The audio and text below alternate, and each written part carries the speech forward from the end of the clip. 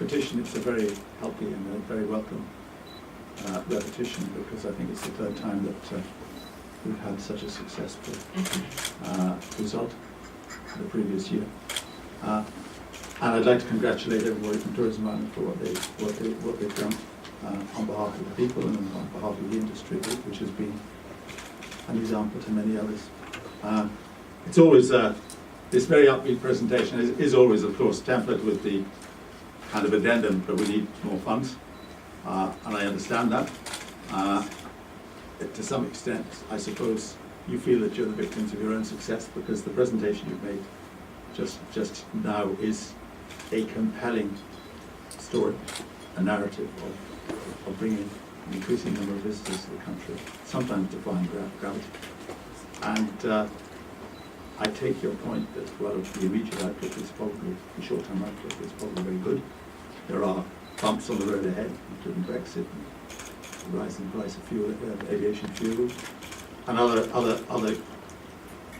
clouds like that. Not clouds on the horizon, but things of which we should be aware. And there will obviously be a need for further diversification in markets in the future. And the share of voice is something which you have to look at as long-term thinkers. And so, of course, that is borne in mind, and will continue to be borne in mind. And I'd like to thank you for making that presentation. I was very encouraged by the fact that you pointed out that there's so many openings still left in the Irish tourism industry, that the fact that some of the regions leave scope for future development and increase, which I think is obviously going to happen with the hidden heartlands, which have already been introduced in the last year. They're obviously great prospects. And the idea, the ambitions which you have to increase particularly British visitors for the shoulder season, I think is something which is very encouraging, which means that despite the fact that there are a large number of tourists maybe concentrated too much in the 5 counties, that there is huge potential which is being addressed and directly addressed for developing other areas in different seasons. And that's a very optimistic sign, particularly in the fact that the British visitors are not increasing at the same rate that they had done in the past. So I'm very happy to be here this morning to talk about overseas tourism to Ireland. It's a very important story for the Irish economy.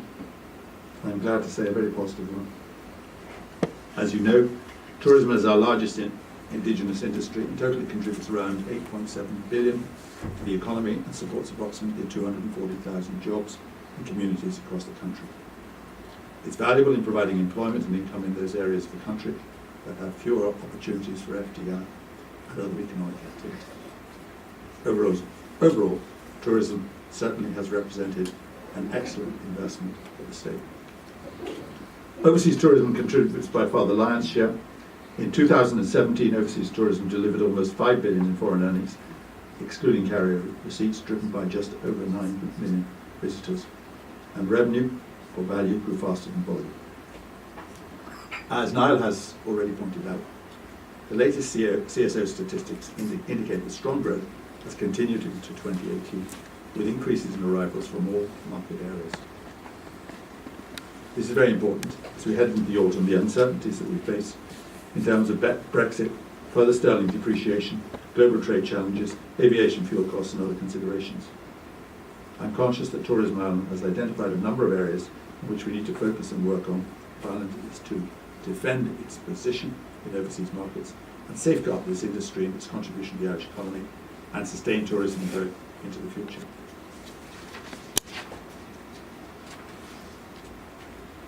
In the short term, we need to defend our share in Britain, which has been declining, and to reassure our important Great Britain visitors that a warm welcome awaits them here, whatever the situation of Brexit.